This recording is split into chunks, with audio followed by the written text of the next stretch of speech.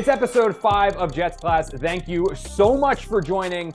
This is an action-packed one because all episodes of Jets Class are action-packed. We're going to get to the bottom of Zach Wilson's headband shenanigans. Is he better with? Is he better without? When did he start losing it? We're going to get to the bottom of it. We're also doing another over-unders with the Jets beat inside Connor's cubicle. I'm getting very good at saying that. Preview the Eagles game, that too, but it's going to start all right now with the takeoff. The way the Jets played against the Kansas City Chiefs, that showed me a little something about this team. The fact that they then went to Denver, did not bring their A game, but still beat the Broncos, that taught me a little bit more. I'm not ready to completely full-on buy in on this team and their potential to reach the playoffs, but this game against the Philadelphia Eagles, this is the measuring stick to start believing. Now look, I don't believe that the Jets are going to beat Philadelphia. That is an all-star roster. They got Jalen Hurts, A.J. Brown, Devonta Smith. Nick Sirianni is a Coach of the Year candidate. That team is as good, if not better, than the one that went to the Super Bowl last year. But I view this game very similar to that game against the Kansas City Chiefs. If the Jets can go against Philadelphia and they can take this one into the fourth quarter and have it be a possession game, have an opportunity to win that game late, that might be enough to propel this team into the postseason discussion because there are winnable games coming up on their schedule. They play Houston. They play Atlanta. They still have to play Washington. They play the Patriots again. There are opportunities for this team to win games, and I think they'll do it if they can play Philadelphia tight. It's 4 Downs time, and it is presented by Monmouth University. Explore further at monmouth.edu/amplified. Real quick, real simple. It's 4 topics on the Jets, my thoughts on those topics, and it starts right now with First Down. Be aggressive. That is what the Jets did against the Kansas City Chiefs. That's why the Jets had a chance to beat the Kansas City Chiefs. They did not do that against the Denver Broncos, and that's why the Broncos and Russell Wilson almost came back and beat the Jets if it wasn't for that sack fumble by Quincy Williams. Look, I don't know what changed over the week, why Nathaniel Hackett decided to pull back, seemingly put the training wheels back on Zach Wilson, but I want to see them go back to being the team that stretches the ball down the field, uses that play action to their advantage, focuses on the second and third level of the defense, and puts the game in the hands of their young quarterback who keeps getting better and better and better. I hated the play calling in the red zone against the Broncos where the Jets went 0 for 5. I hated the calls on first and second down. They played not to lose. If they want to make the playoffs this year and make a run, they need to play to win, and that has to start this week against the Eagles. We were just talking about how finally the Jets' offensive line was developing some semblance of continuity, and then they're dealt a massive blow. Elijah Vera Tucker, no point in sugarcoating it. He is this team's best offensive lineman. Now he's out for the remainder of the season with a torn Achilles.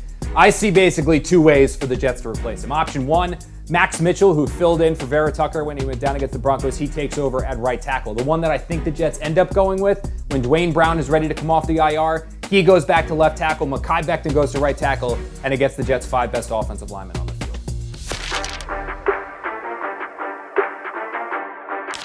Quinnen Williams might very well be one of the game's best defensive players, but right now, he's not even the best defensive player in his own family because that honor goes to Quincy Williams, who is playing out of his mind right now. You know, last week, Jeff Ulbrich challenged us, the media, and everybody else around the NFL to find a linebacker playing better than Quincy. Guess what? There is not one. This guy is absolutely on fire. I don't know what he can't do. He's fast, he's physical, aggressive, and he's playing with such high IQ right now. The guy is having not a Pro Bowl, but an All-Pro year.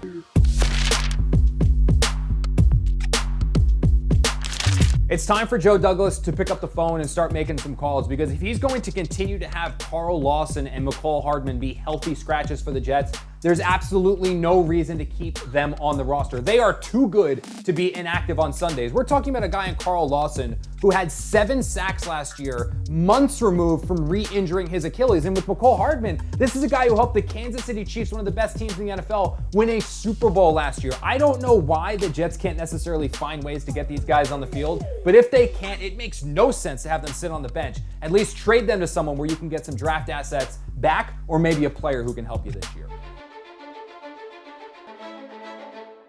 It was just 3 weeks into the 2023 season, and all hope in Jets' third-year quarterback Zach Wilson seemed lost. The fan base turned their back on him.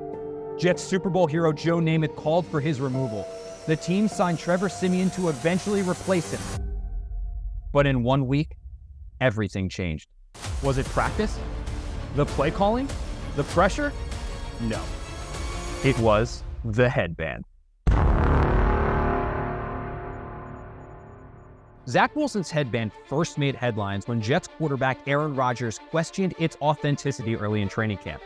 Wilson denied it was for appearance and swore that it was a crucial component in keeping sweat out of his eyes. But a quote from 2021 contradicts that claim when Wilson himself said he likes the cool look of it hanging out of the back of his helmet. Regardless of its intent, the cloth has stuck to Wilson's forehead almost every time he's touched the field. But what if something that was meant to help was really holding you back? Sure, Zach Wilson had his positive moments, but his lack of growth was evident in his short tenure in the NFL. And it was frustrating fans who had Super Bowl aspirations for this Jets team. 3 games into the 2023 season, Wilson had a 53% completion rate, double the amount of interceptions and touchdowns, a quarterback rating of 27. That's when Wilson made the move that may have changed the trajectory of his career. He ditched the headband, went up against the defending Super Bowl champion Chiefs forehead bare, and had the best game of his career. I asked Zach about his change in appearance, and here's what he had to say. Were you wearing the headband last Sunday? I wasn't. As the weather starts to cool down a little bit, I feel like I don't need it as much. But the following week, Zach went headbandless despite the extreme Denver heat and led the Jets to victory. But what is the correlation between wearing a headband and poor quarterback play? Is it superstition or supernatural? A crutch or a curse? Possibly the headband was too tight and hindered his ability to make quick decisions. Maybe the cool sweat running down his forehead keeps him alert. But if you ask me, I think he was hiding behind the protective cloth, having it serve as a barrier against the overwhelming expectations and pressure of the New York market. Without it, he was free to be himself, not worried about being cool, but embracing the game he loves. While the trajectory of Zach Wilson's season remains uncertain, it seems clear a headband will no longer prevent him from unlocking his true potential. All right, it's time now for one of my favorite segments. It is Over-Unders with the Jets beat inside Connor's cubicle. And finally, we have the New York Post, Brian Costello. I gotta turn my hat backwards, right? This is like a Connor cubicle thing, right? Like, I've watched your videos, well, you know, I've Reluctantly. Like, the hat backwards is like your trademark. So I gotta steal it here. We're going to start off with the first over-under, Brian, and it is Garrett Wilson receptions. Been a little bit of a slow start. I've got it at 5.5 over-under.